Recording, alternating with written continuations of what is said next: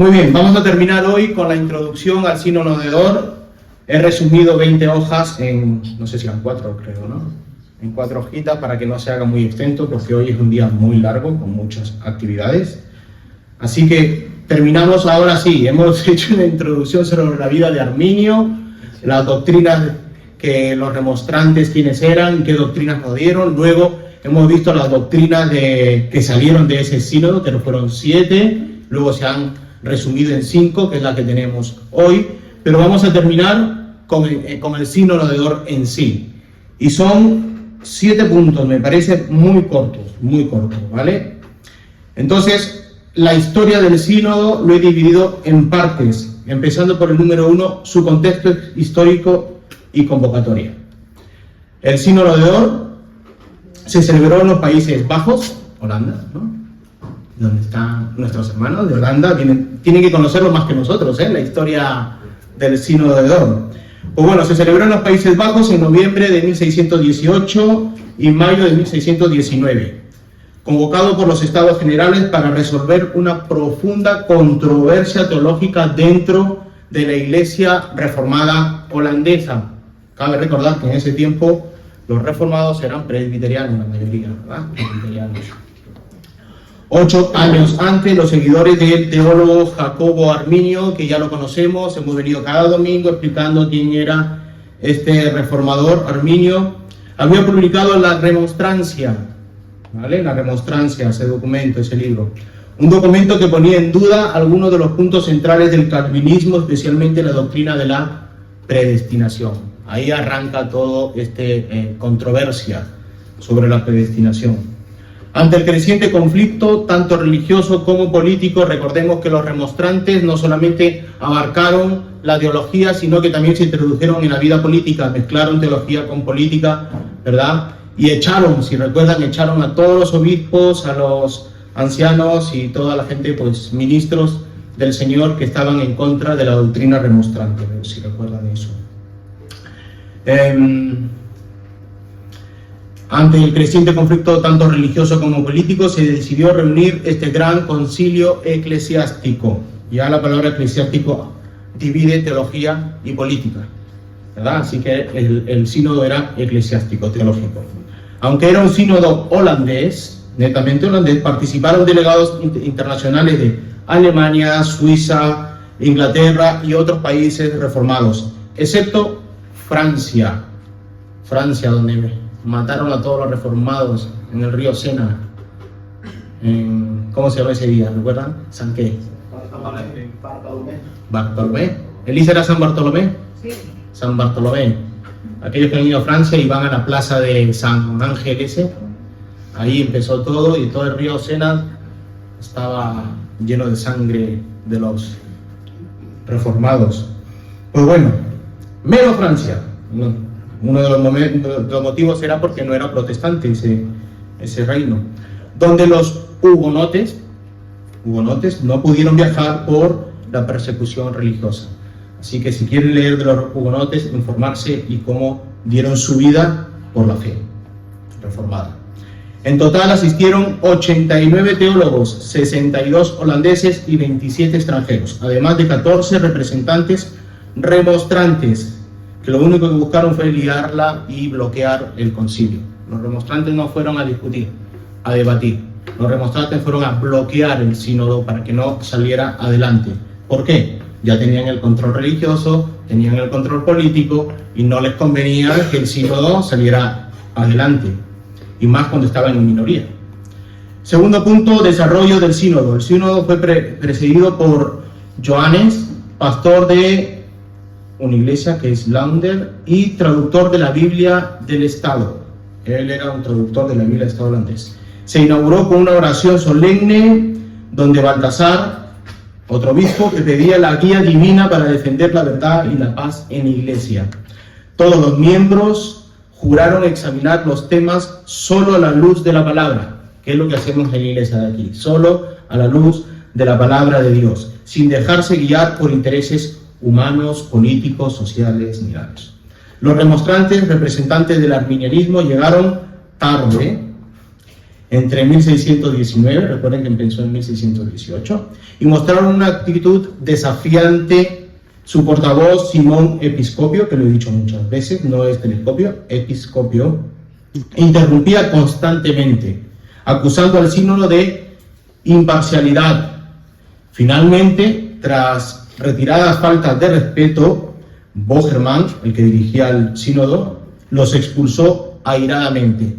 O sea que se llenó de ira, permitiendo así que los trabajos continuaran sin interrupción. Dicho esto, el tercer punto, decisiones teológicas y los cánones de Dort. Una vez la oposición al sínodo examinó minuciosamente los 5 puntos de la remonstrancia y concluyó rechazando unánimemente la doctrina arminiana por considerarla no bíblica. Aunque hoy en día se digan que están en un error, están desviados un poco, en el tiempo de la Reforma se les consideraba no bíblicas, fuera de la Biblia.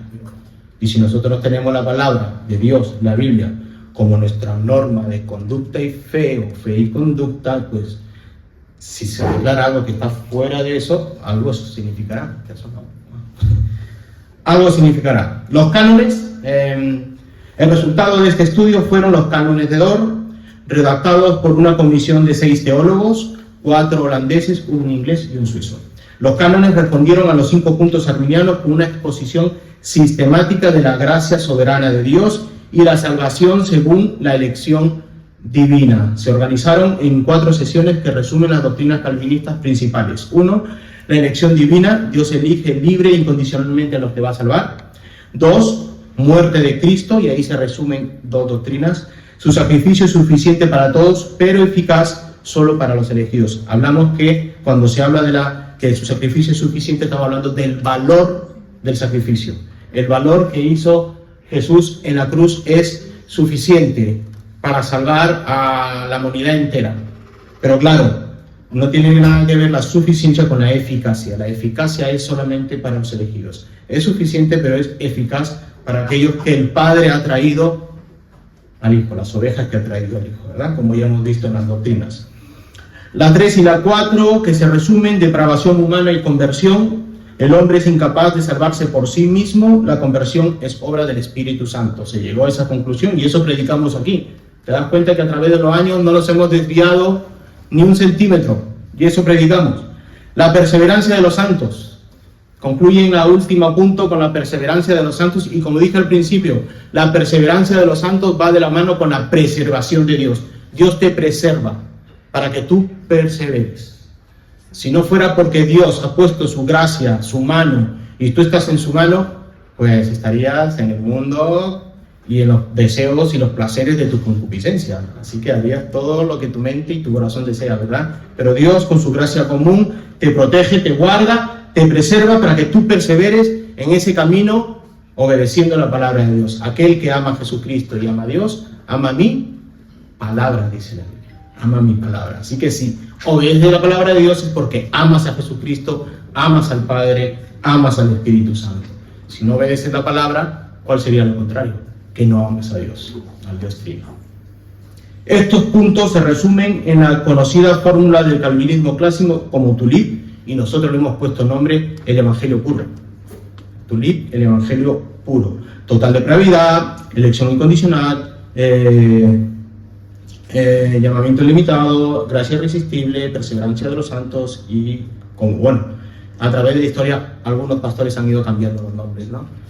De estas doctrinas, pero en sí la doctrina no se cambia, es la misma. Los cánones se convirtieron en uno de los documentos confesionales. Recuerden que esta iglesia, aquellos que han leído los estatutos y han firmado la membresía, han visto que somos confesionales. Y tenemos la Confesión de Londres de 1689 como iglesia confesional, que es la Bautista Reformada o Federal, como quieran llamarla.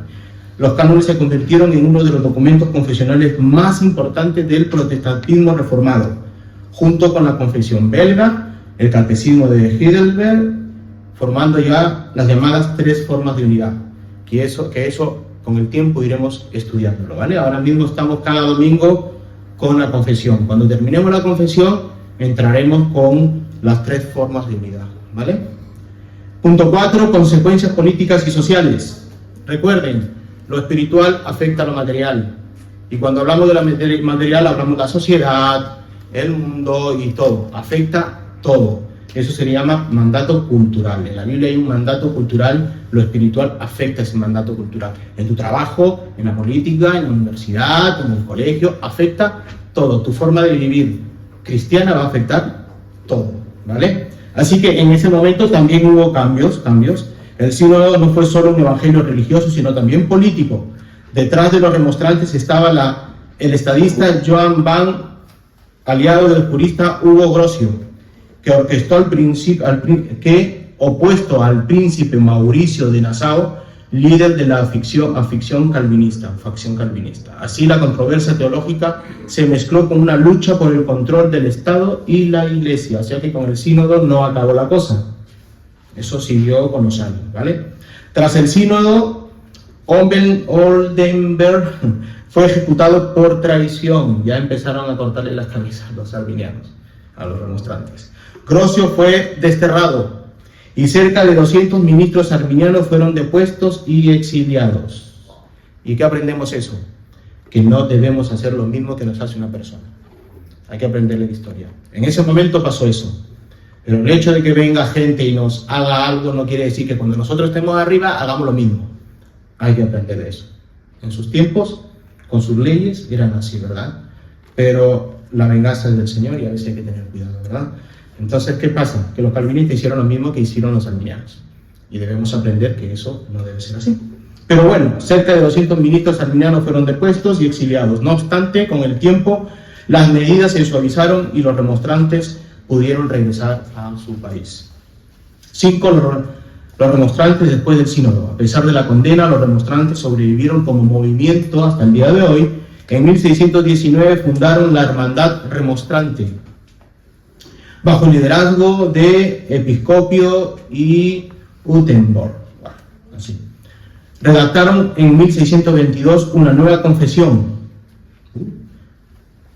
la declaración de sentimientos, o algo así, confesión de declaración de sentimientos. Tras la muerte de Mauricio de Nassau, el sucesor Federico Enrique de Orange permitió su retorno, y las iglesias remonstrantes prosperaron, estableciendo seminarios y congregaciones oficiales en el siglo XVIII. Su influencia teológica se extendió hasta Inglaterra, Francia, y América y todo eso, ¿no? Como ya sabemos hoy en día. Especialmente en la Academia de Saumur, donde surgieron corrientes de pensamientos más moderadas dentro del protestantismo reformado. Y me quedan 2 puntos para acabar. Voy rápido. Impacto y legado del sínodo de Dort. El sínodo de Dort no solo resolvió una disputa doctrinal, también reorganizó la vida eclesiástica y educativa, lo que se enseñaba en los seminarios, en los colegios, en las universidades, influyó todo eso, especialmente en los Países Bajos, en Holanda. Entre sus logros destacan la traducción oficial de la Biblia al neerlandés. ¿Lo he dicho bien? ¿Neerlandés?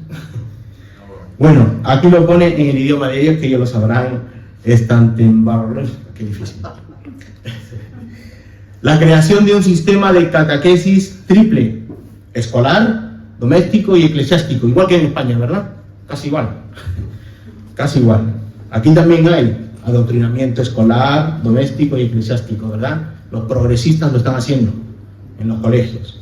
A mí me ha llegado un libro de mi hijo Luca, ahí parejas de hombre con mujer, mujer con hombre, aquí parental, y abajito, escondidito, homoparental. Y ¿cómo? Te va a enterar. Escribí en el grupo de WhatsApp de la iglesia, es decir, de los padres. Yo creo esto, soy cristiano y no me parece bien, voy a borrar y tachar esto de aquí. Agarré, lo pinté de negro y le puse unas pegatinas.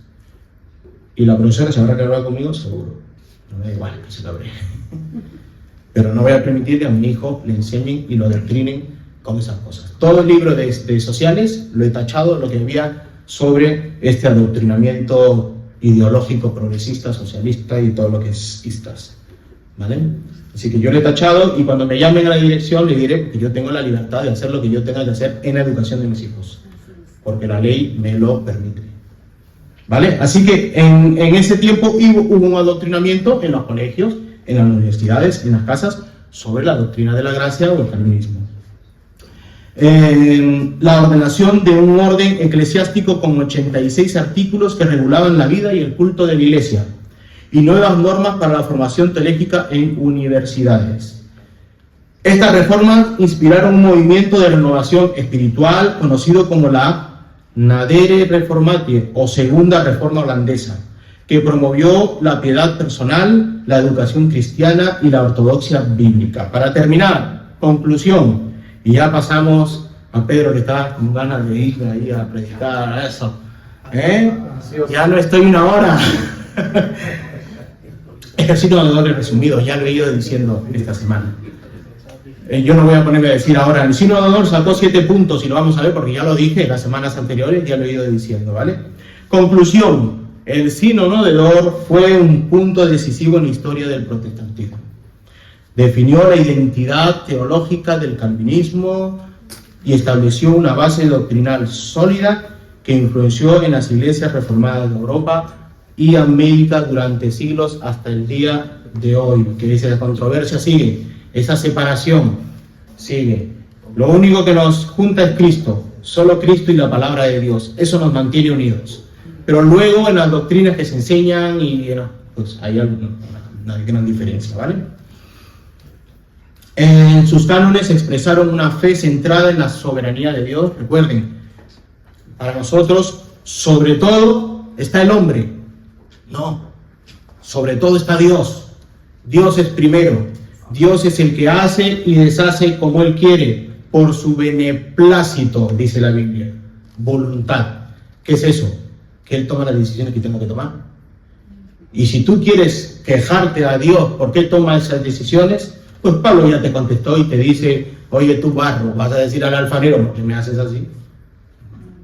O simplemente te dirá como Jonás, ¿no? Ve y punto. No te va a dar respuesta alguna. Ve y punto. O a Job, que le respondía con preguntas.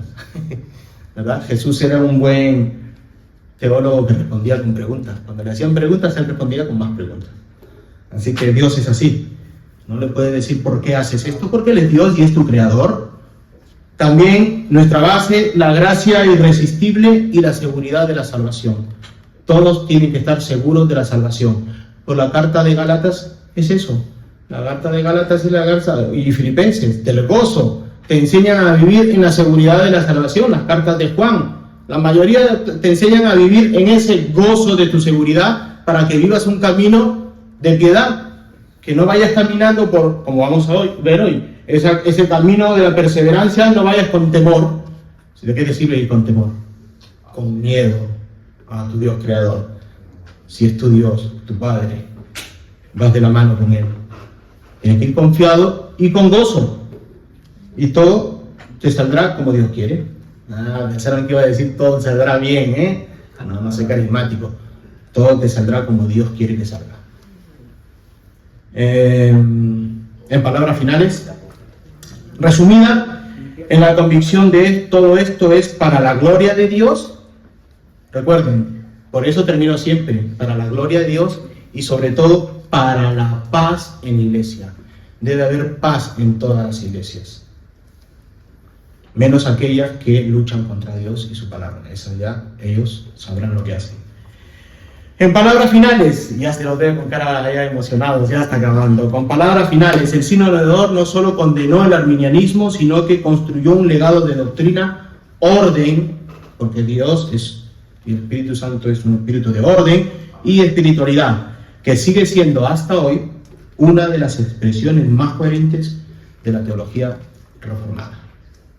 Hola, gracias por ver este sermón. Suscríbete a nuestro canal y compártelo para que te sea de bendición y para los demás. Que Dios te bendiga.